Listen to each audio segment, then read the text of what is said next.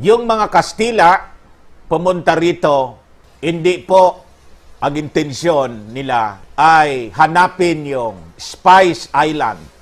It is not the spice ang kanila pong sadya. Ang sadya po nila, gold. Because this is the land of gold. Identified po ito by the ancient people of the world as the mountains of gold. Kaya ang dami natin ditong gold mine. Kaya po si Damaso, kontra siya sa pagsasalita niya, lagi siyang kontra sa mina. They want to preserve it. Not for us, but for them. Pero investor sila sa gold mine. Kita ninyo kung paano tayo pinagluloko? Pag tinanong mo si Damaso, lagi niyang sinasabi, we're against mining. Why? They want to preserve. Kasi baka yung mga mining companies na hindi sila kasama, baka kung matusok yung gold. Nagpapagang mga balita at pagtalakay sa mga isyu ng lipunan. Bulsa, opinyon, banat at paglalantad sa katotohanan. Bulsa, what you see is what you get. You decide. Hello po mga kababayan, welcome dito sa ating programa Bullseye News Unfiltered. What you see is what you get, you decide. Ako pong muli ang inyong kaibigan sa live streaming, si Dante Maravillas, mula rito po sa lungsod ng Legazpi, Province of Albay, Philippines, to the world. So ngayong umaga, mga kababayan, pag-usapan natin itong statement ng ating Pangulo. Dito po, believe tayo. Mr. President, tuluyan na po ninyo, yariin na ninyo lahat yung mga taga-PhilHealth. Kaya lang, isama na po ninyo yung barkada ninyo na Health Secretary. Kasi taga-PhilHealth din siya. Ang hindi ko po maintindihan man na Pangulo, hindi yata kasama sa lista ninyo. Ano dapat ninyong yariin na? Yung pag-usapan natin mga kababayan ngayong umaga, kung mayroon tayong pandemic sa buong mundo, sa PhilHealth, scamdemic. Nandyan, mga kababayan, mga magnanakaw. Napakaraming magnanakaw pala. O ngayon, comes the warning of the President. Yayariin niya daw lahat. Approve, mahal na Pangulo. So, pag-usapan po natin, mga kababayan, ngayong umaga. At pag-usapan din natin yung drama nitong mga promotor ng bakuna.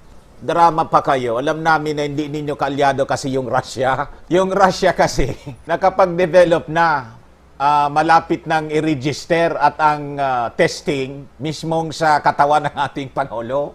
Ayos yun. Gagawing guinea pig. Mga kababayan, yung ating Pangulo, and willing siya na maging guinea pig. Wow, ayos. Ngayon, yung mga promotor nagdrama, ingat daw sa bakuna. Kasi po, minadali itong bakuna, nagsalita yung mga ulupong. Sino yung nag-warning? Yung author ng Dingbaksya, si Garin. Tapos yung mga kaalyado niya, mga kababayan na promotor ng bakuna dito sa ating bansa, huwag kami, kala ninyo na kalimutan na namin yung iskandalo ninyo para pagsabihan na wala kayong karapatan na magsalita against the government sa bakuna na mag-ingat. Panahon ninyo, kumusta naman? Nagsalita itong si Garin, yung dating health secretary, ngayon kongresoma niya sa Iloilo. So palpalin natin mga kababayan para hindi makaporma. Kala ninyo, limot na namin yung mga katarantaduhan ninyo. Ngayon, pag-usapan natin itong social distancing versus social interaction. Bakit mahalaga po ito? Sabi ko sa inyo, baliktad yung gustong ipagawa sa atin.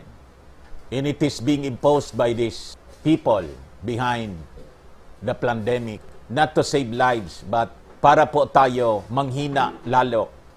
Ang social interaction pala mga kababayan na gustong ibawal nila at binabawal nila, the social interaction is so important sa ating kalusugan.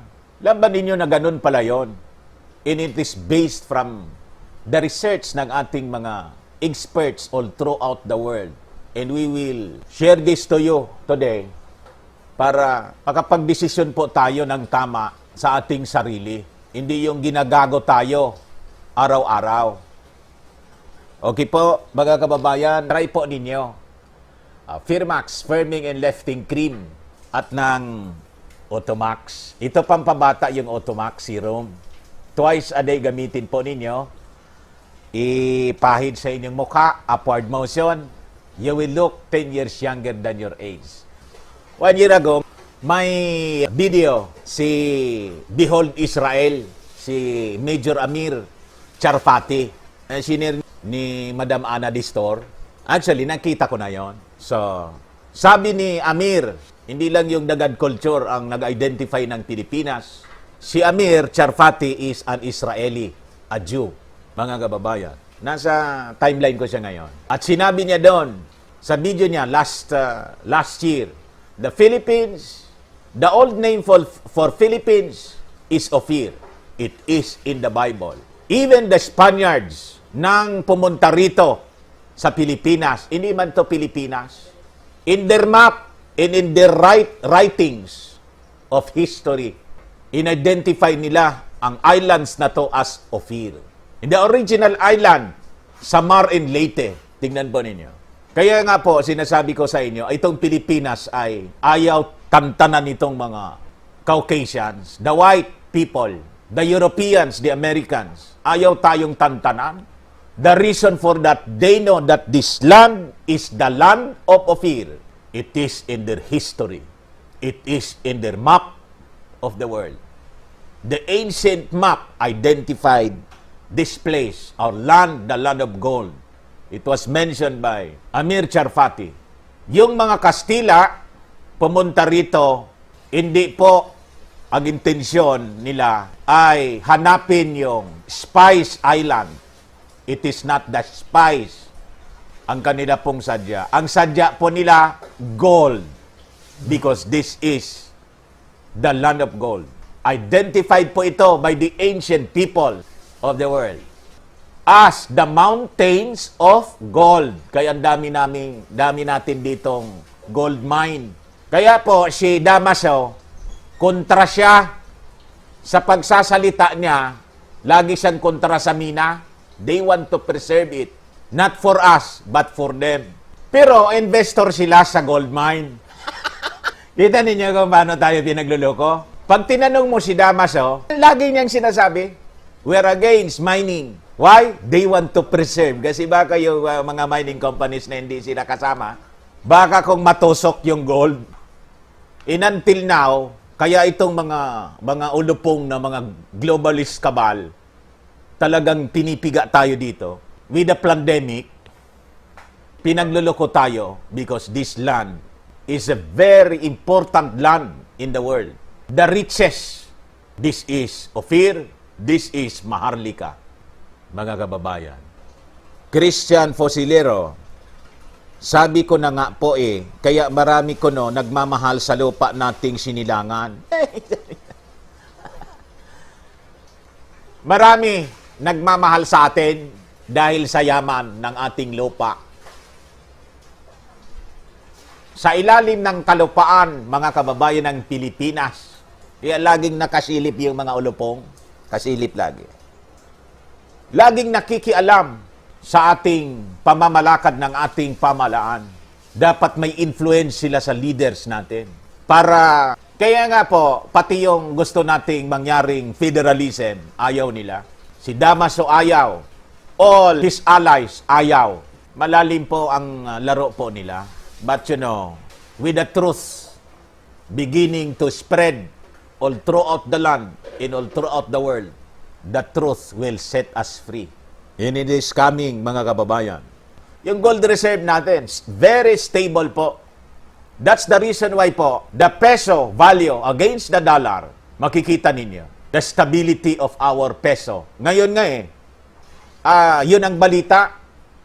Lumakas yung peso despite the pandemic. Why? We have enough reserve. Gold reserve. In the world, I think mga kababayan, will go back to the gold standard. Russia, mga kababayan, is leading to that. Ninagay po tayo sa fiat. Lahat papel. Papel na lang papel. Yung dollar, mga kababayan, will, lose its value.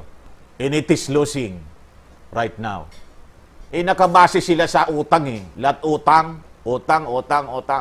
Loose passion, pwede bang maparusahan yung gumawa ng vaccine if di umobra at kahit na okay ang gov? May nabasa po ako. from America, and I think it is applicable all throughout the world, na itong mga big pharma na gumagawa ng mga vaccines, under the law, it is in America. Once, halimbawa, sila ay sumablay yung kanilang bakuna. Tulad ng Dingvaxia na nangyari sa atin. They are protected by the law. You cannot sue them. Sabi ko, may ganon? Kaya pala po dito sa Pilipinas, wala ba? Asa na? Ano na nangyari sa Dingvaxia? Sabi ko, ganon katindi itong mga kamakapangyarihan. How powerful these people are. They control governments. Kung kontrolado mo yung mga gobyerno ng bansa, kontrolado mo yung leader. Pati yung mga gumagawa ng batas, you have influence on them. Ganun katindi. Pag halimbawa, mag-sponsor ka, you are a senator, you are a congressman. Babantayan kanila, gagawin ang lahat para next time mawala ka sa poder.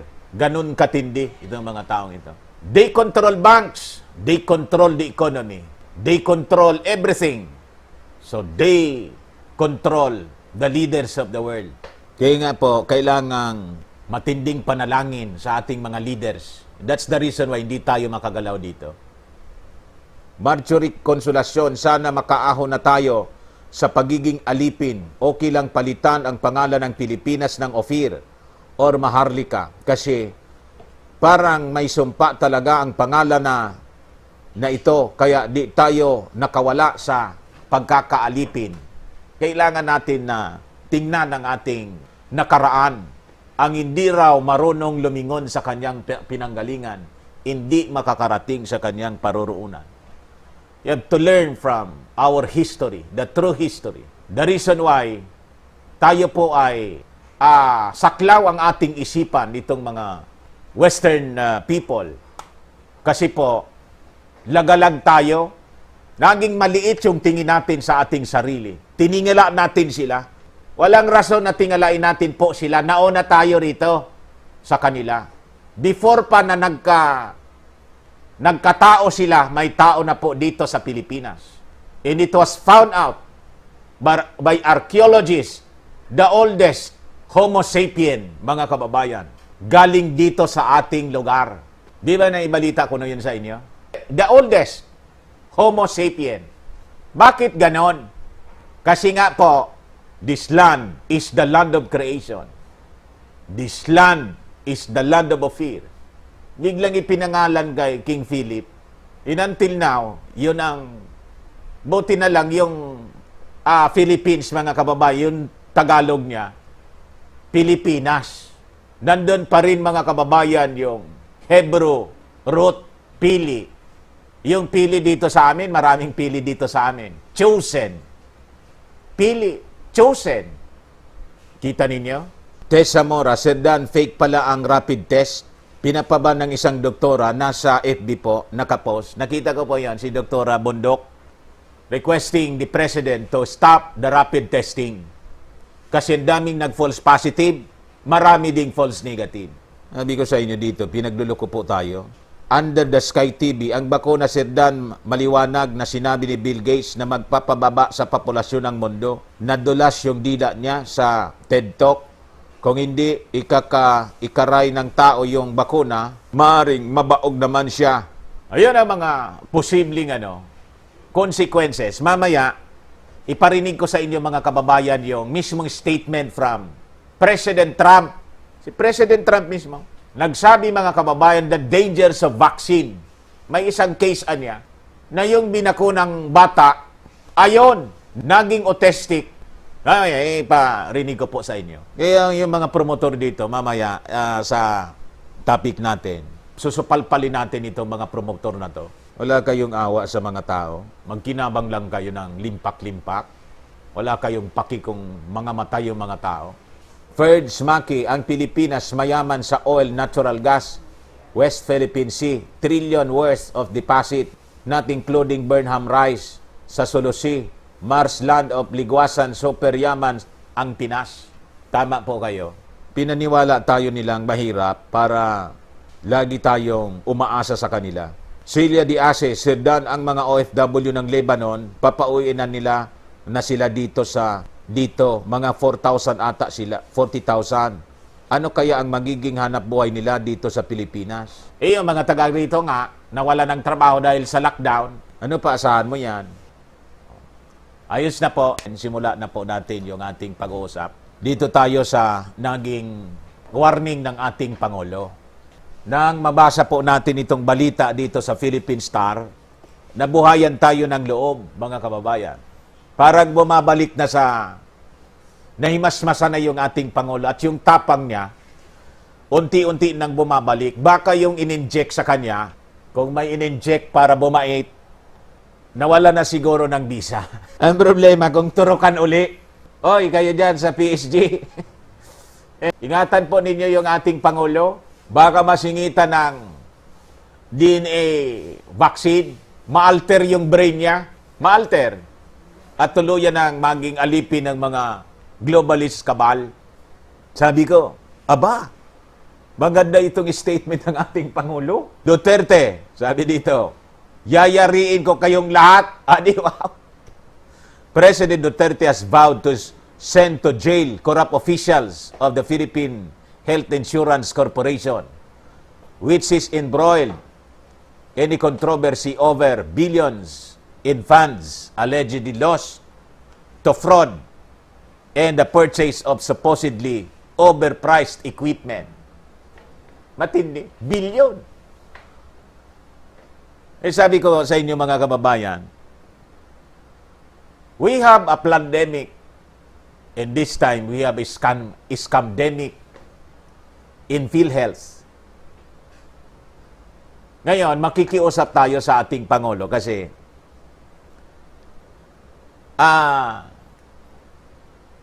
nasabi mo po na PhilHealth officials, isama po ninyong yariin na ninyo. Matagal na namin iniintay na dapat niyari na ninyo yan eh. Pinahamak po yung ating bansa. Ang yariin ninyong una, tagal na nito sa PhilHealth.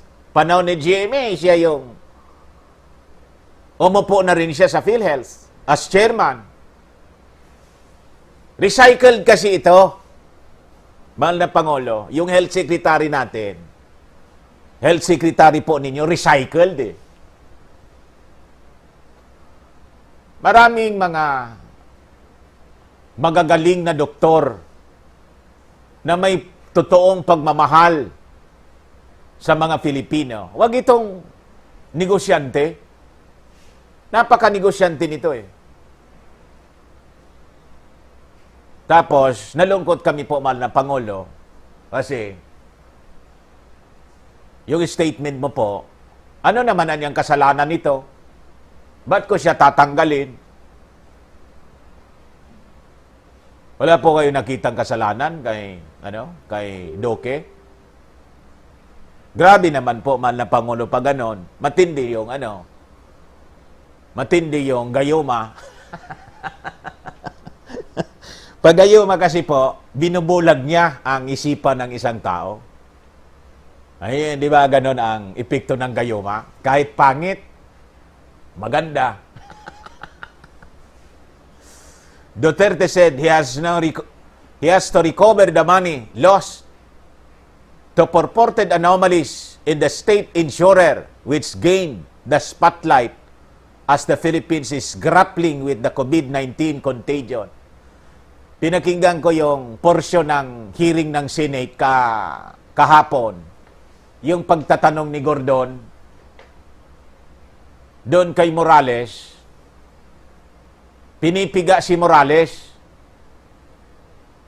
Sabi ni Gordon, yun ang sabi mo, Anya, nagsasagawa kayo ng mga ano na nyo yung mga nakaso ninyo? Ba't tumatagal? Masyadong matagal.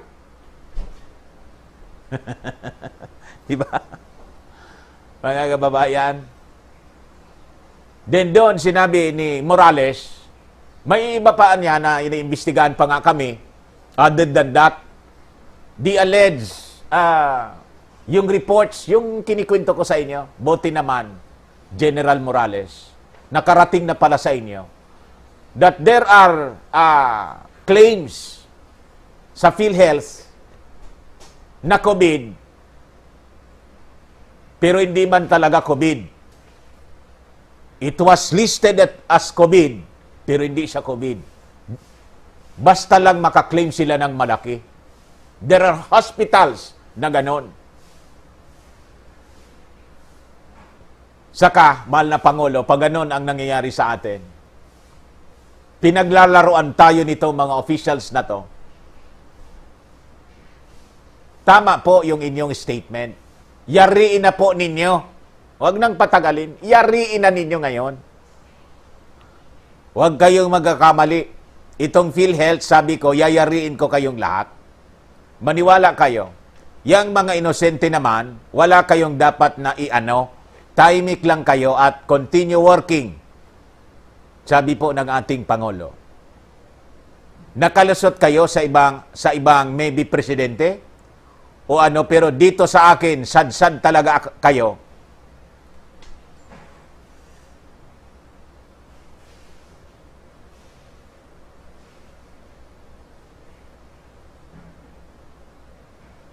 No, ngayon, mga kababayan,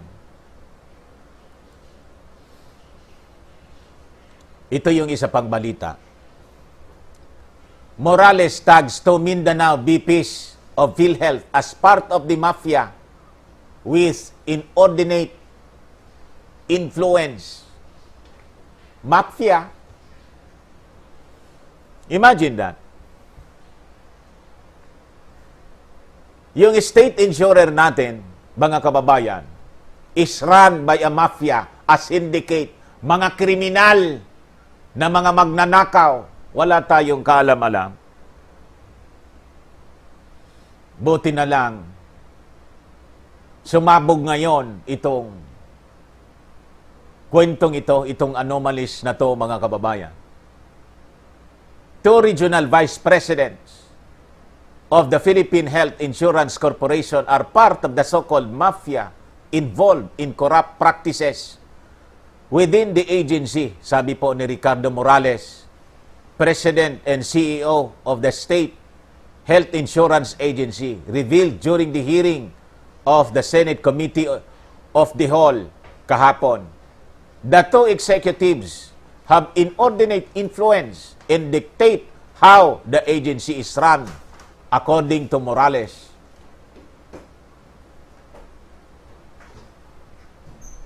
Senator Risa Hontiveros asked Morales if he could identify the officials. Sino anya itong mga officials na to?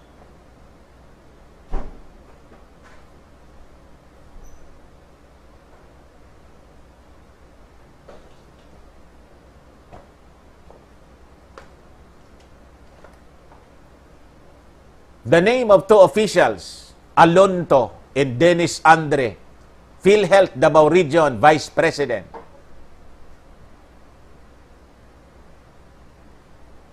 It was a resigned PhilHealth Board member, Dr. Roberto Salvador Jr., who then identified Makabato as part of the Mindanao Group. So, mahal na Pangulo, taga doon pala sa inyo yung isa. At taga Mindanao, yung dalawang sindikato, member ng mafia. So I think with that information na sumabog ngayon, we are expecting na mamaya itong mga tao ito, yung ulo nila ay gugulong na. Sabi mo, yayariin mo na eh. Yariin mo na ng todo-todo. Bala ka na kung anong uri ng pagyari. Diba? Para naman po, matuwa yung mga Filipino. Kasi ngayon po, hindi na natutuwa yung mga Filipino sa nangyayari sa ating bansa. Lockdown kayo dito ng lockdown. Bagsak yung ating economy. Di makapaghanap buhay yung mga tao, wala ng pera, naubos na sa kakapamigay, pagkatapos pagdating dito sa PhilHealth, yung mga contribution pala, ninanakaw. Imagine that. At nangyayari ito ngayon, noon at ngayon, sa gitna pa ng pandemic. Di ba nakakainit ng ulo yon? Ay, ito mga taong ito eh. More than ulupong. They are beasts, mga halimaw. Walang puso, mga kababayan. Mga ganid. They should be in hell. Yung mga magnanakaw po, they have parts. Mga kababayan, in hell. Dapat hindi kayo nandito sa mundong ito. Kailangan, you should be sent to hell. Walang iya kayo.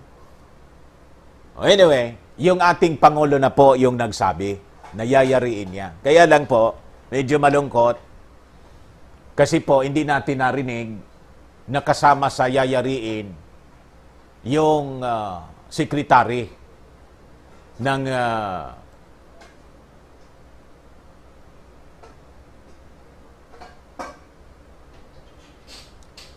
DOH.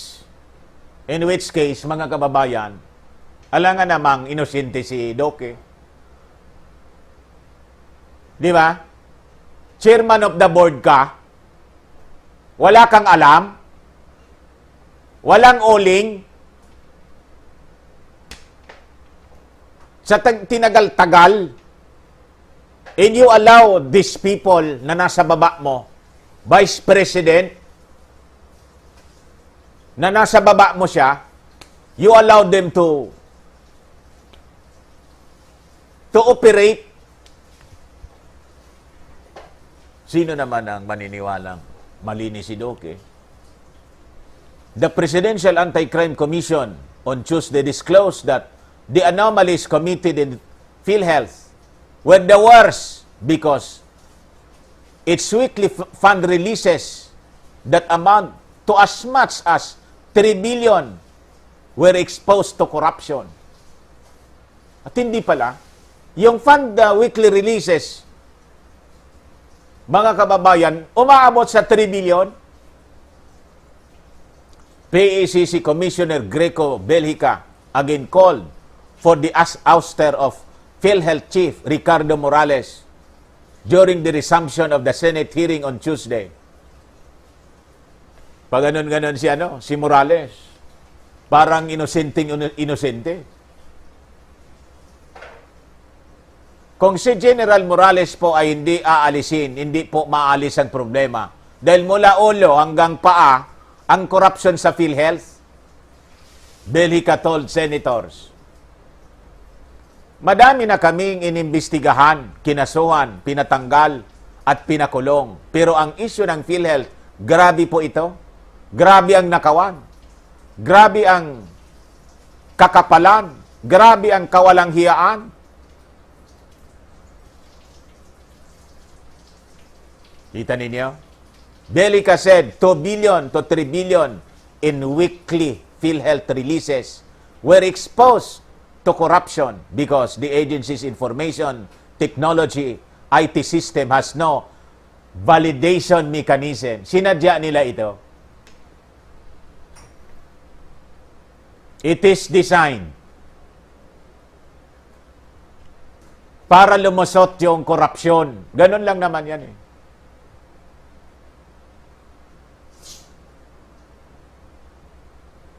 The IT system na ginagamit ng PhilHealth ngayon has no validation mechanism.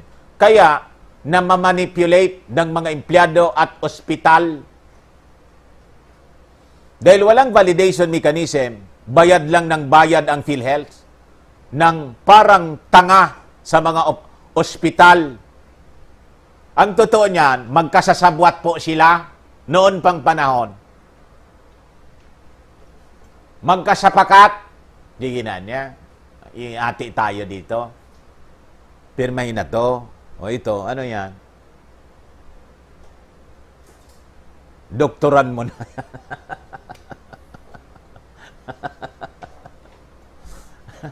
Sabi nga, mga kababayan, kahit nga yung sa COVID, kahit mga kababayan, 5,000 lang ang ginastos ng ospital pag pinirma nila, doon na tayo sa package na 750,000.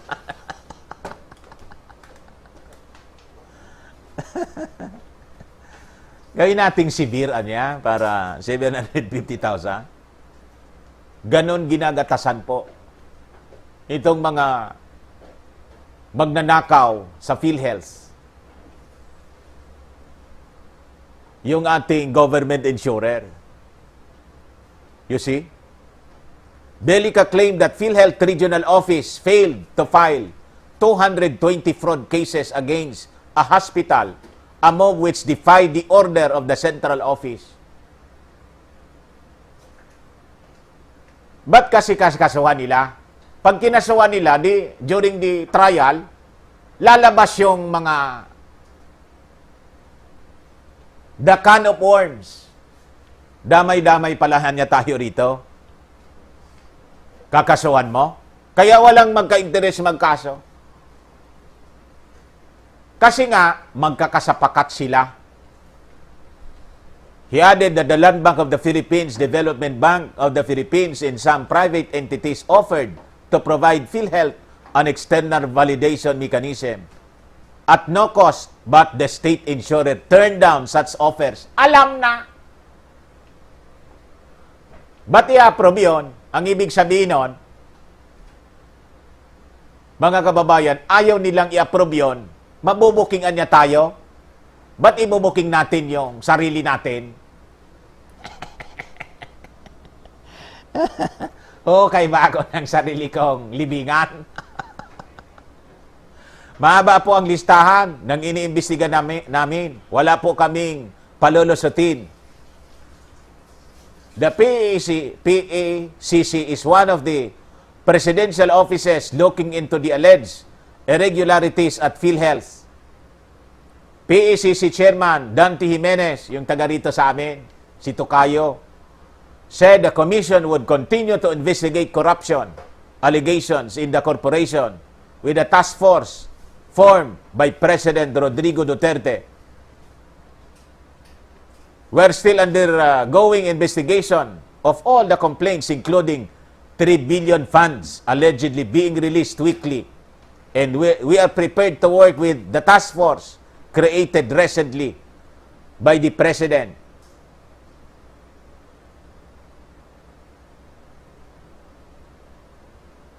So, yun po mga kababayan ang mga developments tungkol dito sa nakawan. Shameless talaga po. Tama itong statement ni Greco Belhica. Mga walang iya.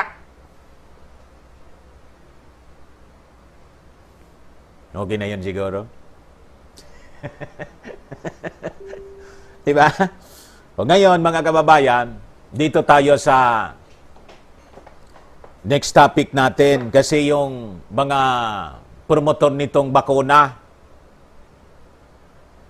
Pag-usapan po natin ito. Asa na yun?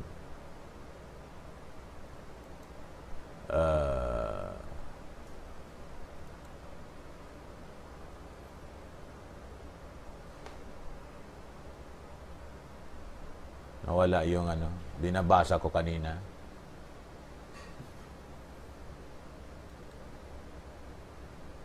Yung bakuna po. Anyway, ganito na lang. Sabi natin, nagdrama yung mga promotor ng bakuna. Ingat daw sa bakuna. Remember, the President has stated, mga kababayan, ay, yan siguro, ito siguro. Makita ko na.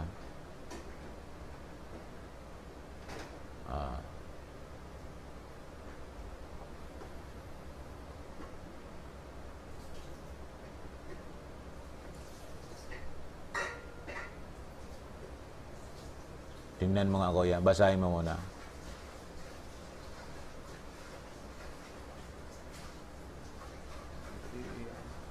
Ito ba yan?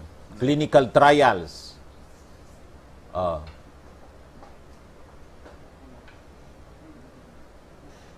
Nagalaw ko kasi.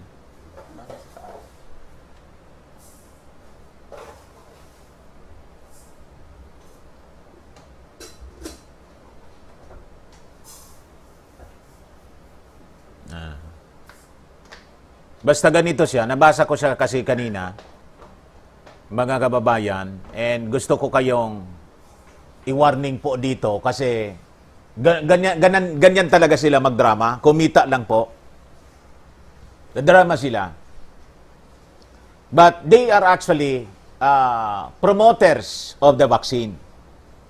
Sinasabi nila, mag-ingat daw tayo. Bagay, maganda naman kung tayo talaga po ay mag-iingat. The reaction, mga kababayan, ay after the statement of the President that the COVID vaccine may be available by September. Ngayon, ang tanong, will it be safe and effective?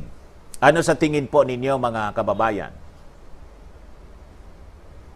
Sabi ng Pangulo, hintay lang po kayo ng kaunti.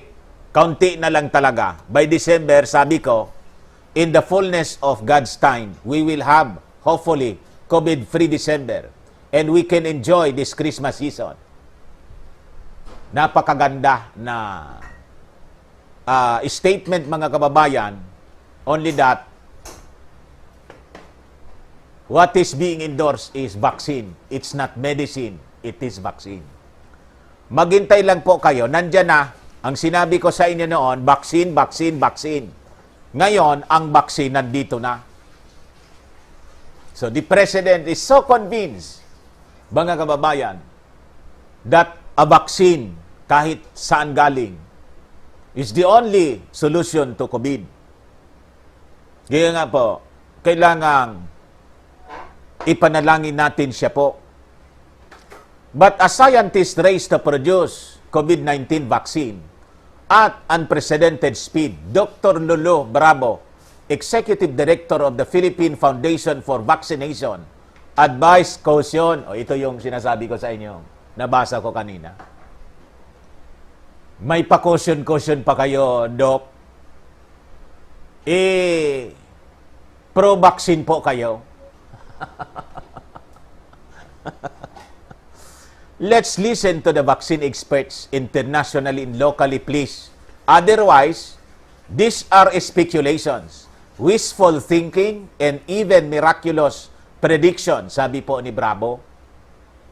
Sa interview, mga kababayan ng Philstar, vaccines may be available, but this would be questionable with regards to its safety, efficacy, effectiveness, and impact. Sabi po ni Dr. Lolo.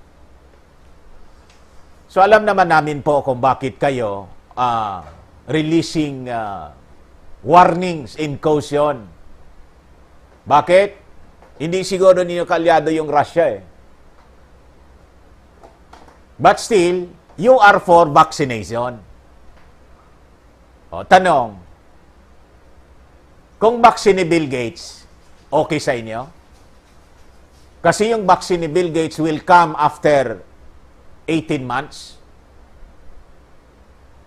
It is rushed as it will be made available by October or September siguro. So for you, pag halimbawa maiksi yung panahon, medyo anya kaduda-duda yan. Pag mahaba ay yung panahon, safe.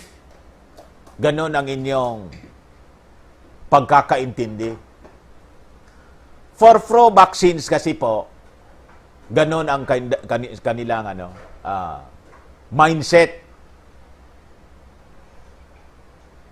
Bakit daw ganon, mga kababayan? According to Dr. Botar and Dr. Shiba, itong mga doctors na they're endorsing this kind of, thinking, pro-vaccine, mga kababayan. The reason for that, most of them, in fact, hindi lang mga kababayan si Dr. Shiba ang nagsabi niya. other experts na pinag-aralan mismo kung ano yung dangers and risks of vaccines.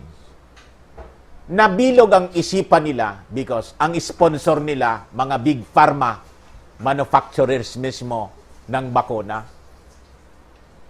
From their college days, mga kababayan, in their studies of medicine, the school mismo ang nag-sponsor, mga big pharma. So they become friendly to vaccines. In an interview also, mga kababayan, in August, Representative Jeanette Garin of Iloilo, a former health secretary, and WHO, and who is vaccinologist, said, vaccine take time to develop and manufacture. Maybe the earliest would probably be 6 months or 8 months for development, she said. She added that under Universal Health Care Act, there is phase 4 stage before you can implement any vaccine or any medicine or any device for that matter. Dr. Garin, makabubuti siguro, isipir mo yung bibig mo. You were the former health secretary, now you are a congresswoman. Wala kang karapatan na magsalita sa kaligtasan ng bakuna kasi panahon mo nangyari yung dingbaksya. You have no moral authority to speak on the safety of vaccine. Sino maniniwala sa'yo? Sabi ko nagmabasa ko po to, so palpalin natin ito ng todo-todo. Akala mo siguro, Congresswoman Garin, kung nahawakan ka lang yung nanay, iiwan ko kung saan ka pinulot.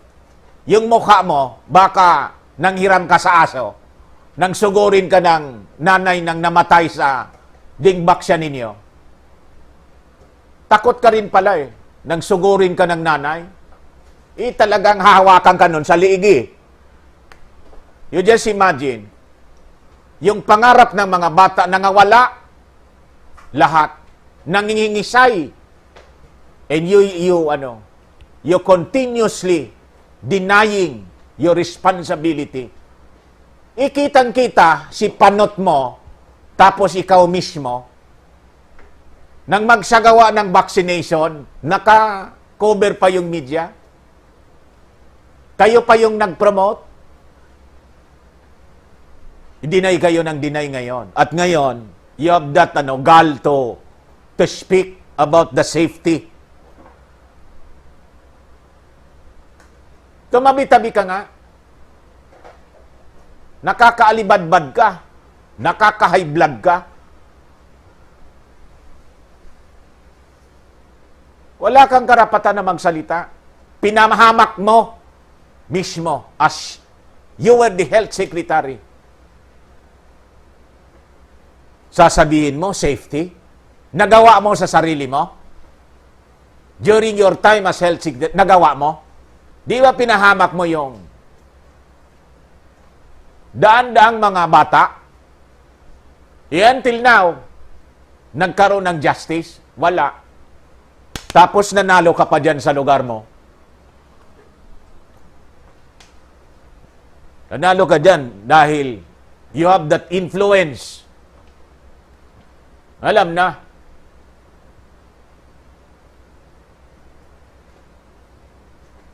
Sabi ko sa inyo, itong mga taong ito, parang hindi na po mga tao. That will actually means that all countries have to use it 4, 5, or 10 years before the Philippines can do it. Ikayo nga yung hindi pa nga naayos ng mabuti yung dingbaksya, minadali ninyo kasi mag-i-eleksyon, release agad ng pundo. Di ba ganun yun? Worse, the investigation, mga kababayan. that was done, wala man nangyari. Sabi ko nga sa inyo mga kababayan, kawawa yung si Acosta. Kawawa mga kababayan si Erpe. O sila na lang dalawa.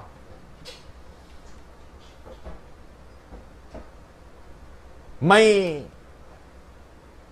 progress ba doon sa mga kaso? Nagka-hostisya yung mga bata, yung mga families? Until na wala. Mangiyak-iyak.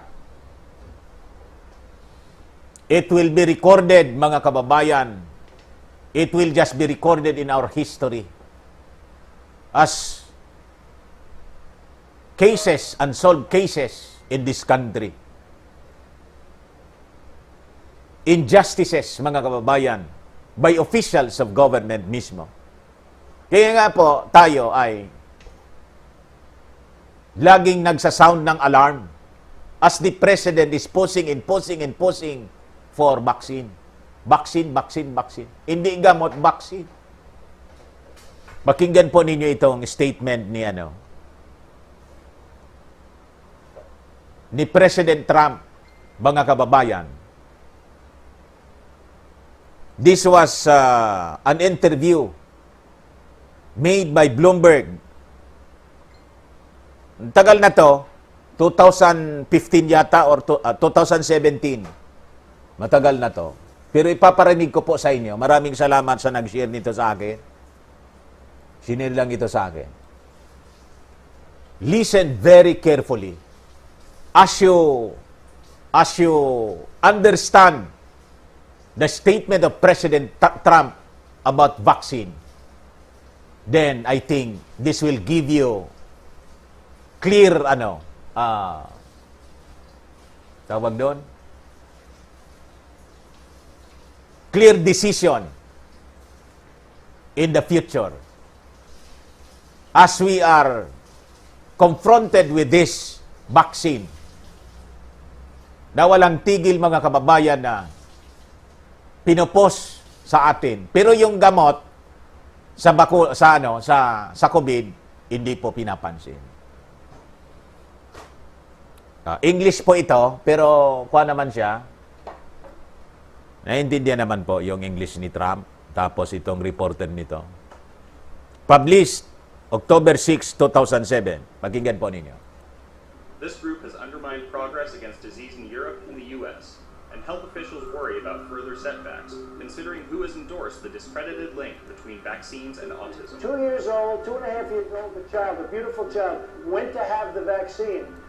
Si Trump na yon, 2 years old niya, and 2.5 years old, nagpabakuna. Ano daw nangyari? And came back, and a week later got a tremendous fever. And came back 2 weeks later with tremendous fever. Grabing kalintora. Very, very sick, now is autistic. And very, very sick after the vaccination. Now, autistic na po.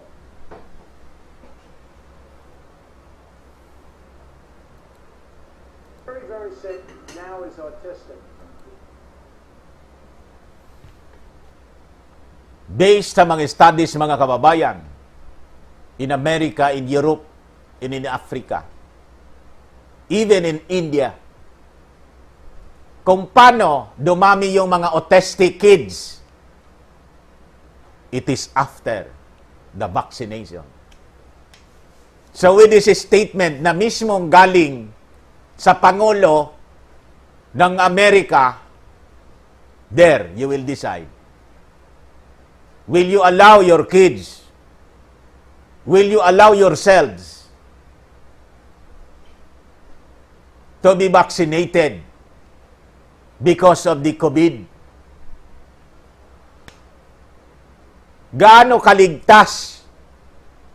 Gaano ka-effective? What if? Kaya nga po sinasabi ko sa inyo,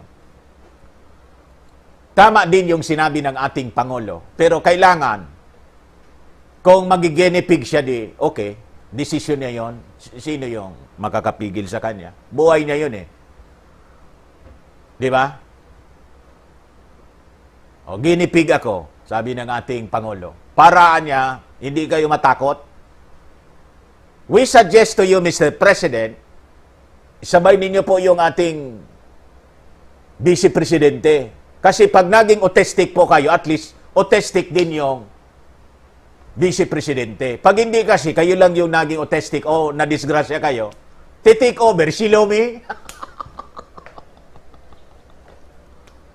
Hindi po kami papayag na gano'n. Iba na lang. Kaya yung suggestion ko po sa inyo, kung pakikinggan po ninyo ako, okay yon, hindi ako kukontra doon. You become a hero for that. Why? Ikaw na muna. Tama yon. Isama yung Vice President, lahat ng senador, paturok. Kasi frontliners kayo lahat. Sabi ko kahapon, you are important people. You're on the front line. You have to be protected against this virus. Di ba yun ang belief ninyo? So, all of the senators, all of the congressmen, all of the mayors, all the governors, everybody, including military, basta't lahat kayong nasa front lines, to the barangay, iturok ninyo itong galing sa Russia before the Filipino people.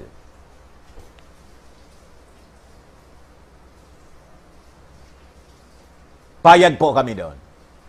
Anyway, kung lahat po tayo mangingisay, ako na yon. Tinadhana na po. Tinadhana na siguro po yon.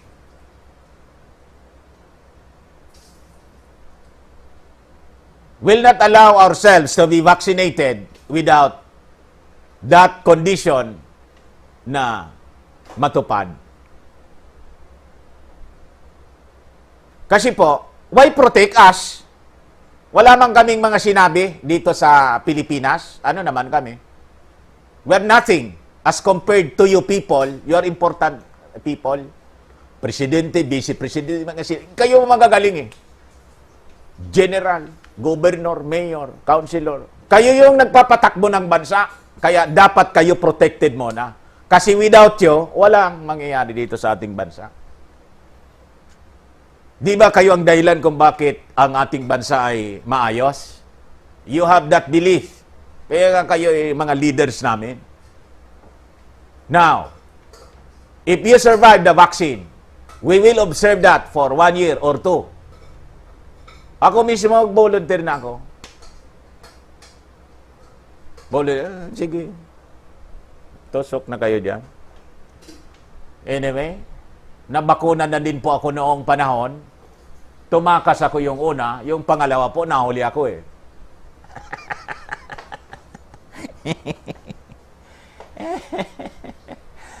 Although, yung ultimate vaccination ni matagal pa yon. Siguro tribulation period na yon. Hindi naman po tayo nangangarap na pumasok sa tribulation. And we believe in our Lord and Savior that God will protect us against this ultimate vaccine that is being prepared for all people of the world. 7 billion of us. Anyway, ito hindi pa man ito yung yung matinding bakuna. Sabi ko sa inyo, ang strategy nitong mga globalist para ma-disarm yung mga tulad kong vloggers and those people na hindi naniniwala sa kanilang agenda. At alam yung kanilang kabuktutan kung anong plano nila. Gagawin nila itong mga unang bugso ng mga pagbakuna. Then, people will observe na, mali naman pala niya si Mr. Maravillas, di magtotoo yung mga sinasabi niya. Ayaw! Siyempre, walang maniniwala kay Mr. Maravillas, di magtotoo yung mga sinasabi niya. Sabi niya, didisgrasya yun. Hindi naman. Sabi niya, yung brain, ma-alter na pati yung pagkatao mismo. Then you will be controlled. Connected ka na sa... Ayun! O di, okay. Talo na ako. Tanggap ko na po. Talo na ako. O, diretso ninyo. Diretso lang ninyo. The word of God can never be wrong. That is not my, And He caused it all, both small and great, rich and poor, to have a mark. The ultimate mark, mga kababayan, will be enforced and it will be compulsory. It is mandated. You cannot buy or sell without that. Ngayon, no mask, no entry. No quarantine pass, no entry. You cannot buy or sell. I tell you, mga kababayan, in the future, in the near future, without a mark, you cannot buy or sell. You cannot enter the mall. The word of God can never be wrong.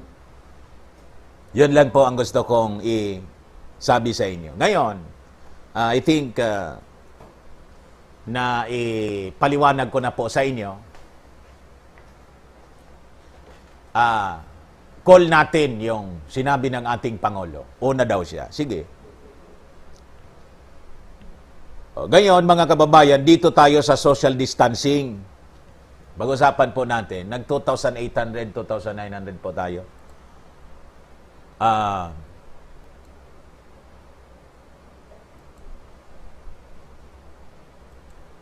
Alam po ninyo, as I was telling you, yung mga protocols designed for us, hindi po makakabuti sa atin. Masasama. And that includes social distancing. That includes the isolation of us. Bonggacious Koyano, maraming salamat, 500 yen. Kasi po, biblical siya. Sabi sa Genesis, mga kababayan, during the creation of Adam and Eve, it was God Himself who said and recorded in Genesis, it is not good for a man to be alone. Ngayon, pinipili tayo nitong mga, kaya sabi ko sa inyo, itong mga taong ito, they are evil people. Bakit? Kung ano yung gusto ng Diyos na ikabubuti ng tao, ikabubuti natin, kontra sila, pilit nilang sinasalungat at pilit nilang ini-impose po sa atin. And that is, they call social distancing. Ang social distancing po ay masama para sa atin. Ang mabuti po ay social interaction because it is not good for a man to be alone. Basahin ko po sa inyo ang studies. The health benefits of real life social interaction. Yes, actually interacting with real humans in staff is very, very good, mga kababayan, sa ating health. This was written by Adam Eason.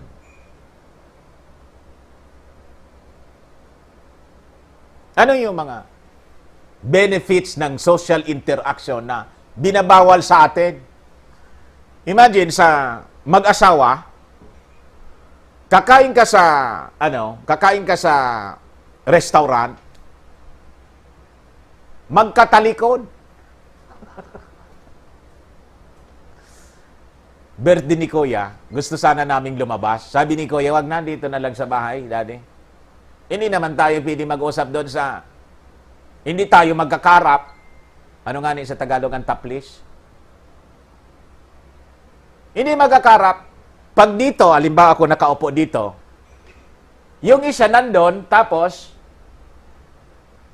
hindi magkaharap. Kasi nga iniwasan yung hininga.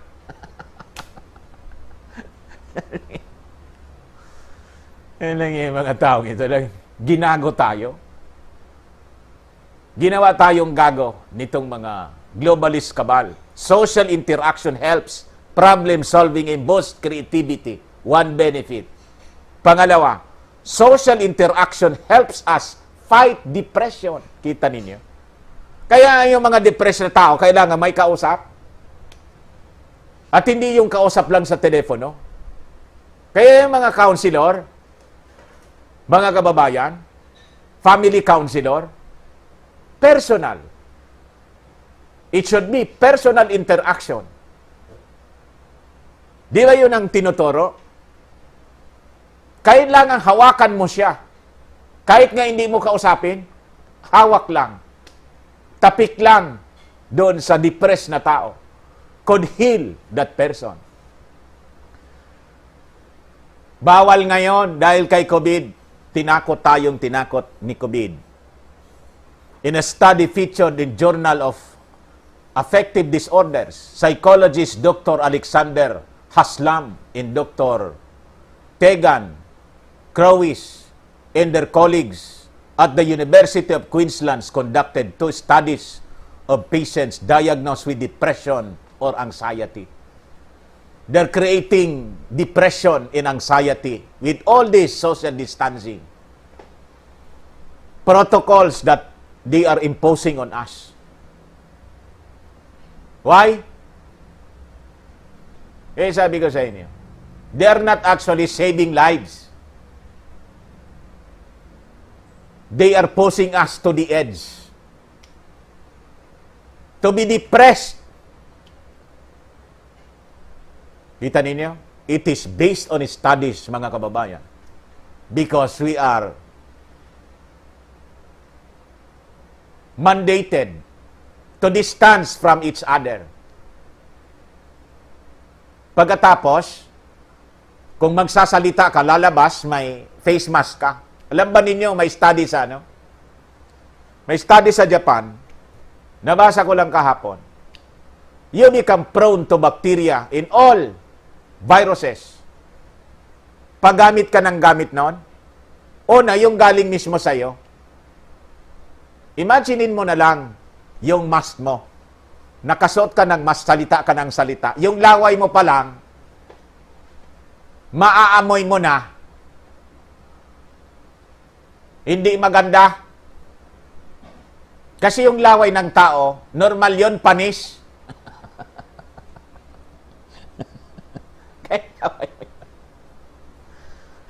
Di ba? Imagine, salita ka ng salita, tipsik ng tipsik yung laway mo doon sa... After several hours, maamoy mo yung laway mo mismo. Ang sama.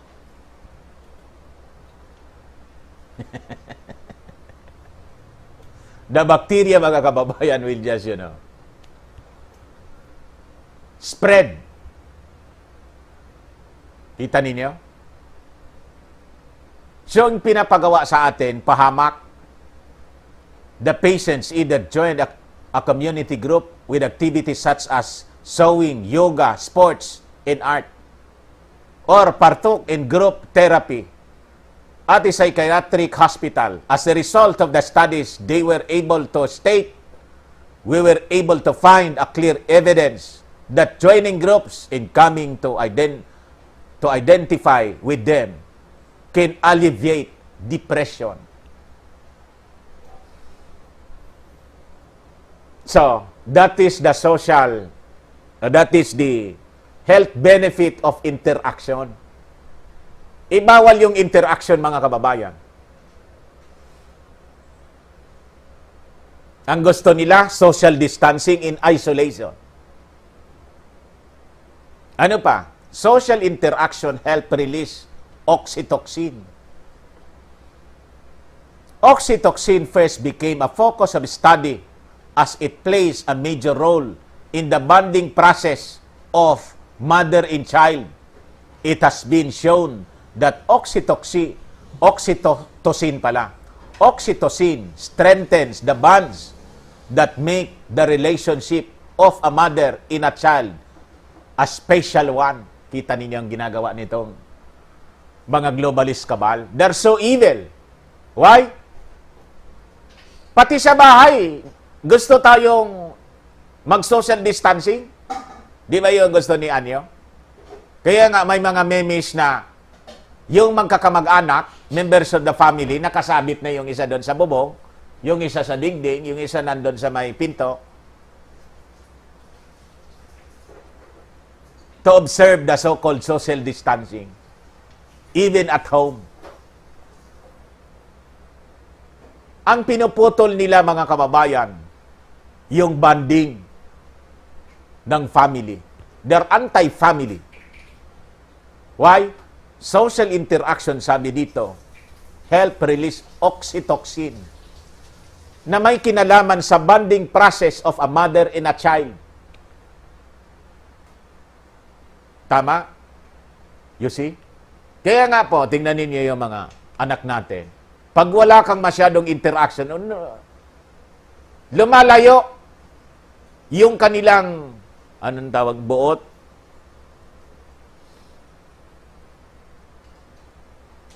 Hindi na siya close. Nag-aalangan na. They want to destroy family, mga kababayan. Thus, they want to impose social distancing on us. Social interaction help older adults to combat the aging process. Kita ninyo? Kaya tingnan ninyo yung mga sarili ninyo ngayon. Tingnan niyo yung ating Pangulo, tumanda, bumilis yung pagtanda niya. Why? Because of the protocols that he has to follow. Di siya bistang makauwi sa kanila. Kasi pupunain siya ng mga tao. At pati yung interaction niya with the cabinet members, hindi na yung dati na may mga pahaghag pa. Pabeso-beso. O tingnan ninyo yung mga itsura ng mga government officials natin. Bilis tumanda. Ito pala. Because social interaction, mga kababayan, help older adults to combat the aging process. Pag marami yung interaction mo with people, magaan sa pakiramdam, mga kababayan. And you, older adults, as you interact with young ones, tingnan ninyo yung mga kasalamuhan nila, mga bata palagi, nagiging bata sila ang itsura nila. Kahit siya sa mag-asawa, kahit matanda na yung asawa, humahabol yung babae, humahabol. O yung lalaki na huhugot, bumabata. Ganun pala yon. Some may argue that older adults, and in particular those with physical deterioration, have different goals and thus less ambitious to exercise regularly. However, several barriers, including physical and cognitive declines, impede their ability to participate in outdoor activities and eventually isolate them from the society. Consequently, the social isolation suppresses their motives to exercise and to be active in life. So, tumanda, hindi na gumagalaw. Tingnan ninyo yung mga neighbors ninyo na hindi na gumagalaw, nasa loob na lang palagi, refuses to interact, ang dali tumanda, at humihina ang katawan. Pati yung pag-iisip nila kasi hindi ma-practice yung interaction. Walang kausap palagi, pumorol pati yung isip. Yun ang gusto nilang mangyari sa atin. Pumorol ang isip natin para they can easily manipulate us. Social interaction may help to reduce the risk of serious illness. Kita ninyo. Kala ninyo, yung social distancing, magliligtas sa atin sa sakit? Hindi po. Yon ang maglalagay sa atin sa sakit. Baliktad po. Sabi ko sa inyo. In one of the recent studies on the health benefits of social relationships published earlier this year, researchers provided evidence that social ties and increased contact with family and friends are associated with a lower risk of death in young women and with breast cancer. Yung ginawa nilang protocol.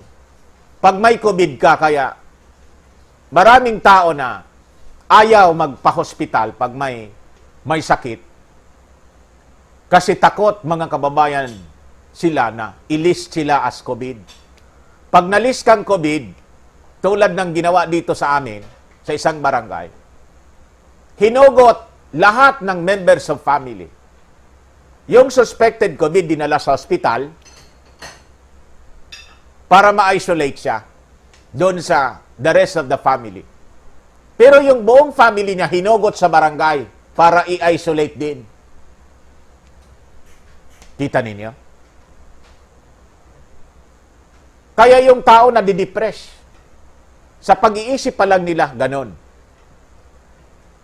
Eh kung may dati ng existing na sakit yon, lalong lalala, based on studies. Bakit? Nag-iisa niya ako rito, walang mag-aasikaso sa akin, natuluyan yung pasyente. Kita ninyo? Lalong nagkasakit.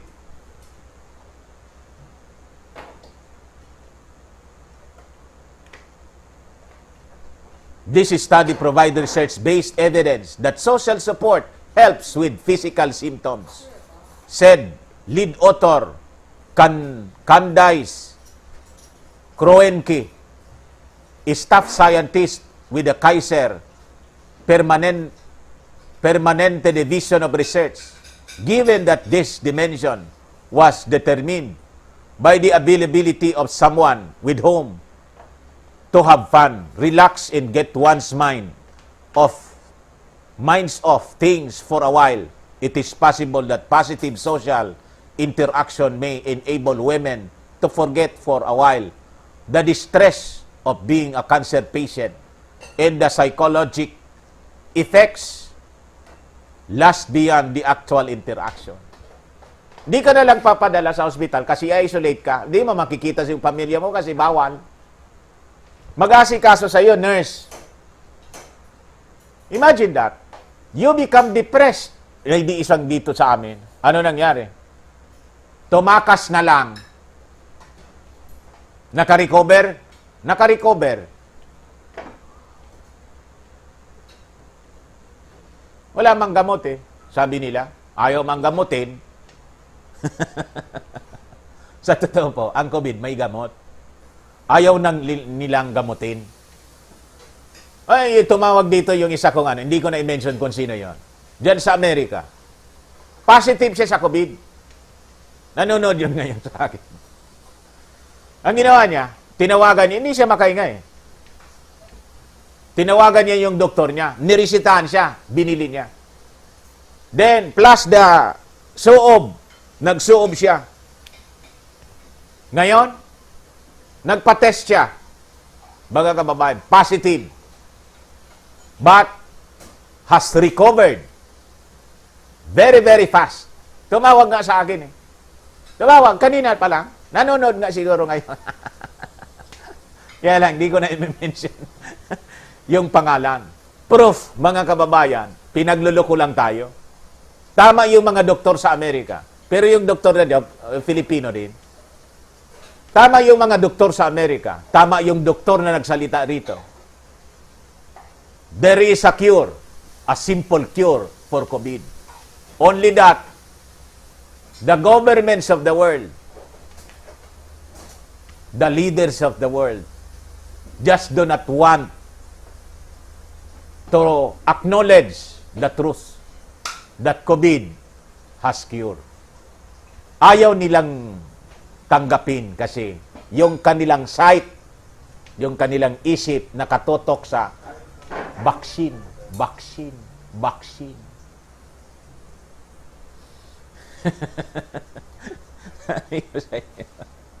Doon nakatotok ang inisipan nila Vaccine. Hintayin natin yung vaccine. Salamat, may vaccine. Galing sa ano? Sa Russia libre daw. Okay. Iturok ninyo lahat. Ubusin ninyo. First batch ng bakuna, ubusin ninyo. Lamunin ninyo lahat. For you to be protected. Gayon na muna. Pag nag-survive kayo, 1 or 2 years, okay. Okay kami. Pag nangisay kayo, di kami na ang gobyerno. We will take over the government. At pag take over namin, bawal ang bakuna. Doon kami sa gamot. Ubos na kayo eh. So, pipili kami kung sino sa aming mga natirang mga Ofirians, mga Filipino, pipili kami kung sino yung ilaluklok namin sa akuan. We will see to it na walang influence yung mga gagong globalist cabal sa atin dito sa ating bansa. Bansa natin ito, ba't ididikta nila? You have your own problem. You have your own citizens. Bill Gates, Americans. O, ubusin ninyo yung Amerikano. Okay? Pakinin nyo sa amin dito mga Ofirians. This country is the Philippines. The land of Ofir. And we are Ofirians. We will dictate our future. Not you. Pinili ba namin kayo na mag-leader sa amin? Yung mundo lang ninyo sa Amerika. Magpatayan kayo diyan kung may mga ayaw sa gusto ninyo. Di kayo magpatayan diyan. Ba't ninyo idadama? Ibibilang kami. 7 billion. 200 million lang kayo. 200 million. Turukan ninyo lahat. Kung gusto ng mga Amerikano. Kaya lang, hindi man gusto ng mga karamihan sa Amerikano. May isang ang broadcaster dyan sa sa Amerika. Gusto nang sugurin si Bill Gates. Pag nakita niya kita, makita ka lang kita. Pakita ka Bill Gates. Doon sa Amerikanong broadcaster, napakatapang yon. Gusto nang durugin mga kababayan si Bill Gates. Kasi siya yung nagdidikta. Yung buhay mo yung gusto mo, lamunin mo yung vaccine mo. Hindi yung pipilitin ninyo kami rito sa Pilipinas na yung bakuna ninyo, lamunin namin. Tapos, magyayaman kayo ng tudo-tudo. Di man kami kasama sa negosyo mo. Dito na lang po kami sa dahon-dahon. Artemisa, sabi ng presidente ng Madagascar, tuob, sabi sa Cebu. Nagtuob yung tumawag sa akin kanina. Ngayon, maayos na siya po. Proof, mga kababayan, ng COVID. Kaya palang i-remedy sa bahay. Kaya. And you can recover. Hindi tulad ng sinasabi nito mga taong ito. Mabinta lang yung bakuna nila. Tinakot tayo ng todo-todo. So mga kababayan, I think maayos na yon na ipaliwanag na natin yung tungkol dito sa social distancing. Social interaction po ang kailangan po natin. It's not social distancing. Paano niya kung mahawa? May gamot nga po. You treat COVID just like a cold virus. Just like the ordinary flu. Yun ang ginawa ng tumawag sa akin. Naramdam ko niya. May atindihan niya. Yung hindi ko na ma-describe sa inyo. Pasalamatan niya ako. Na-advisean kagad ako ng doktor. Uminom ako ng gamot. Pag inom ko ng gamot, sinundan ko ng tuob, labas lahat. O ngayon, pa-check upalinan niya ako ng kung ano talaga yung nararamdaman. COVID niya, positive ako, COVID. Sabi ko sa inyo, di po kailangan ng lockdown. The lockdown is a political agenda. Ginawa ninyong politika itong sa bagay, politika naman talaga yung design ng COVID. So, mga kababayan, maraming salamat sa inyong panonood. Ito pong ating programa. Atid sa inyo ng Firmax at ng Automax. Maraming salamat kasi umabot tayo ng 2,900 kanina and this time, 2,700 pa yung nanonood sa atin. O, dito tayo sa inyong mga reactions. Nick Borromeo, kasi ang COVID, trangkaso lang, Sir Dan, yun ang katotohanan. Di sinasabi ng mga bayaning frontliners. Pinangalanan nga lang. Ulitin ko. Ang COVID po, SARS-CoV-2 ang pangalan. Ang SARS-CoV-2 galing sa flu virus. The old virus. Kaya nga sabi ni Dr. Pabunan, Willie Pabunan, tagal ko na niya yan na ginagamot. 30 years na niyang ginagamot ko yan. Walang maniwala. Yan lang. Bininyagan ng bagong pangalan para bago sa ating pandinig. Tapos, tinakot tayong tinakot para mabinta yung bakuna nila. Ganon, napakalinaw ng kanilang intensyon. You see? Tapos, ito na tayo ngayon. Nasadlak tayo sa kahirapan. Evelyn Vital, gobyerno natin, nagmisto lang puppet lahat ng sinasabi ng World Health Organization, World Bank, walang sariling desisyon. Boyet Lara, ngayon po ilang linggo nang nakalipas halos walang may sakit sa amin. Trangkaso lang po yan, Sir Dan. Kaya di po kailangang matakot ang taong bayan. Hindi man po dapat tayo natakot. Na-stress tayo dahil sa araw-araw gano'n na lang yung sinasabi sa atin ng gobyerno.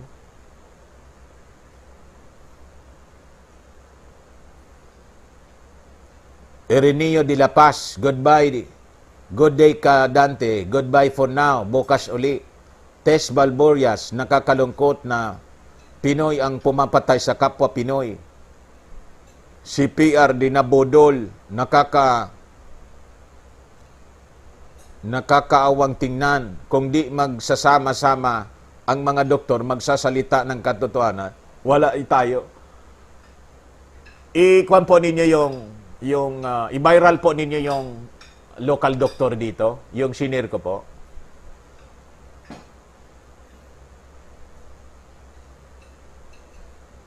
Sabi ng doktor na yon. Di ba? Ito ang gamot, oh. Remdesivir. Tapos, chloroquine.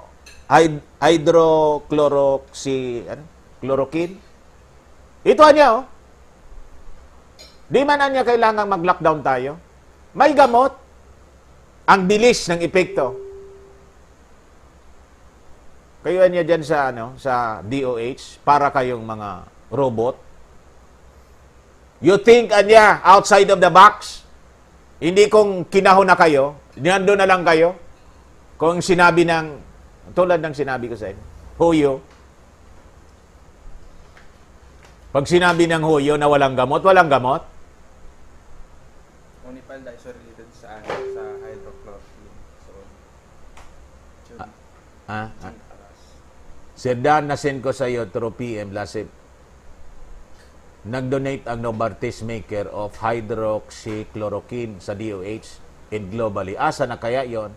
Why ayaw sabihin ng DOH? Kita mo na. Nag-donate pa lang sa kanila.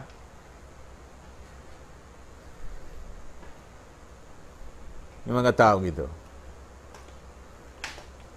Kaya yung bakuna ninyo, lamunin, kayo ang unang lumamon. Pag nakaligtas kayo, di okay. Mabuti. Pag nag-isay kayong lahat, di wow. Buti nga. Kala ninyo, we will not exist kung wala kayo. Kahit wala kayo. We will be of fear kahit wala kayo. Sinya Arcilia, salamat Sir Dan sa mga magagandang information. God bless po. Nakakaalis ng pagod. Ace Linises, yung cases sa amin dito sa Angeles, Pampanga, dumami Sir Dan. Sa tingin ko, mga false positive yon. Sa kayo mga dinideclare na lang na COVID positive, kahit di naman. Sige lang nila ang bilang ng COVID. Pag suspect ang positive COVID, yun na yun. Hindi na yun mababago. Tess Balbolias, PhilHealth corruption kadugtong sa DOH. Baka inaantay lang ni PRD, mapahiya si Doki bago tigbakin.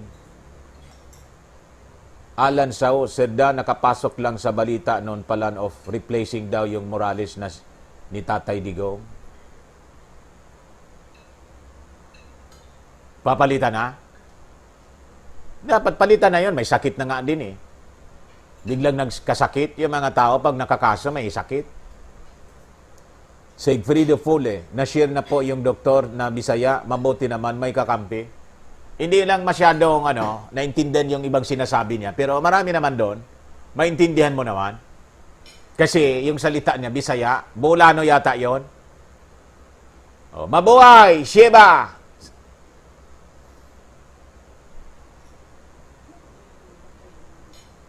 Sabi ko sa inyo.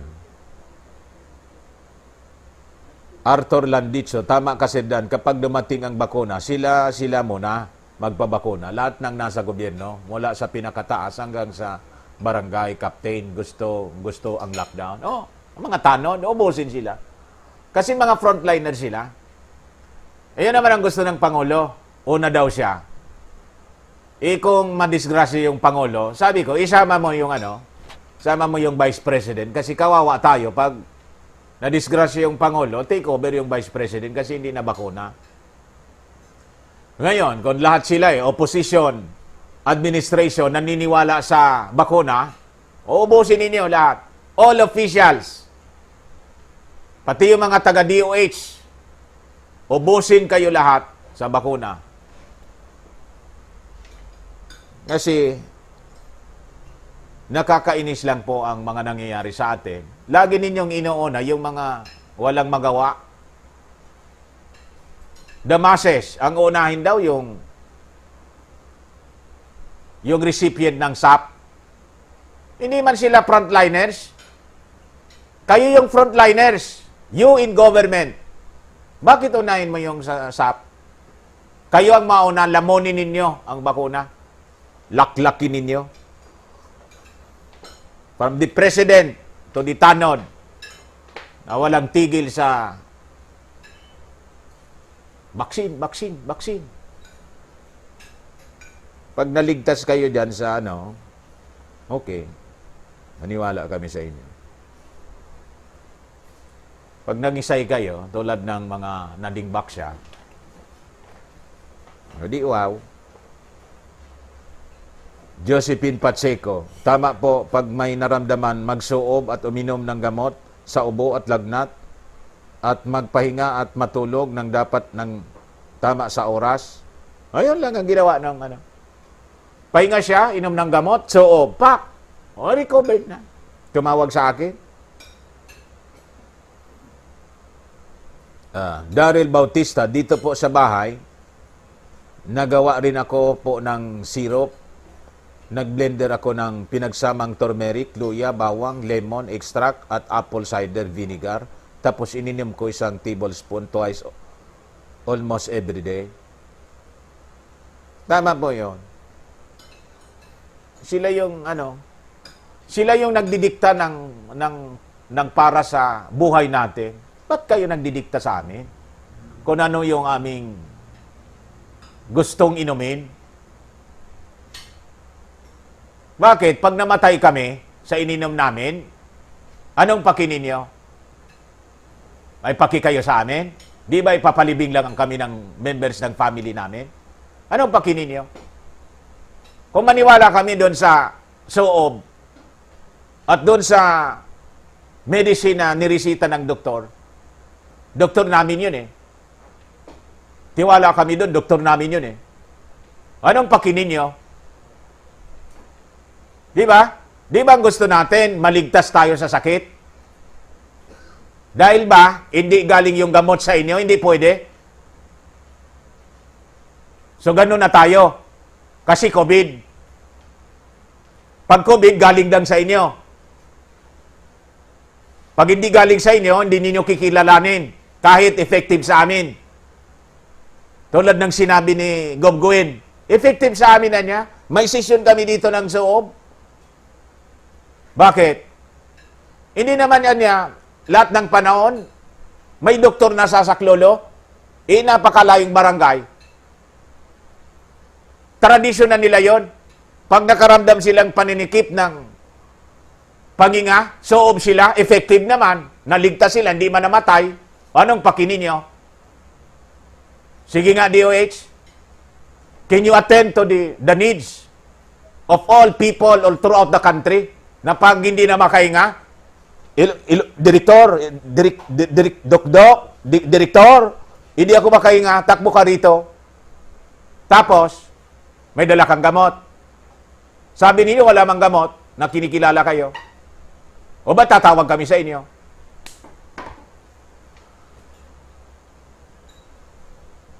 Nonsense kayo eh. Gusto ninyong diktahan ang buhay namin. Wala kayong karapatan sa buhay namin. Ang may karapatan lang si Lord. Kung kailan kami kukunin niya, we are willing. Si Lord lang ang may karapatan sa buhay namin. Kung papaintulutan pa kaming huminga, okay. Kung patay na, ano magagawa mo?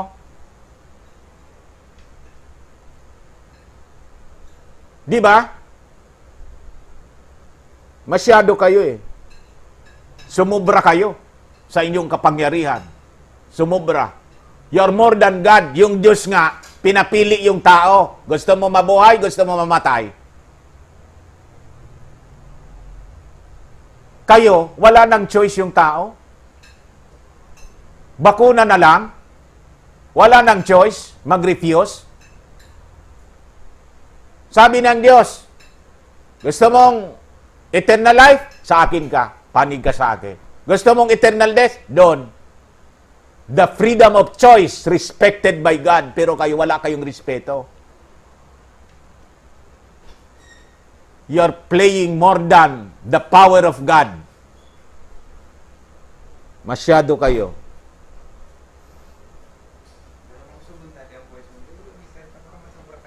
Ay, nakalimot ako. Yung kuwan ko pala, no? Prinipreserve ko yung boses ko. Naging, sumubra yata. Naging emotional ako. Papi ko pasaway. May gamot sa lahat ng virus at hindi lockdown at social distancing ang solusyon. May gamot at isa pa sa pagpapatunay dahil nangyari sa akin. Binagluluko tayo.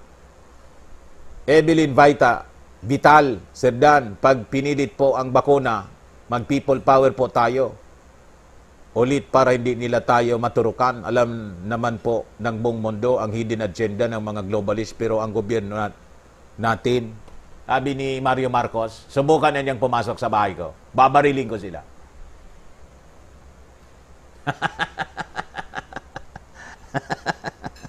Tumawag sa akin si Mario Marcos. Pilitin ninyo yung family ko. Subukan nila. Gusto ninyong i-manipulate yung buhay namin dahil lang sa issue ninyong COVID. Walang yang to. O, ngayon, mga kababayan, tama na siguro kasi baka sumobra. This is your host, Dante Maravillas. Bullseye. Bye-bye po, mga kababayan.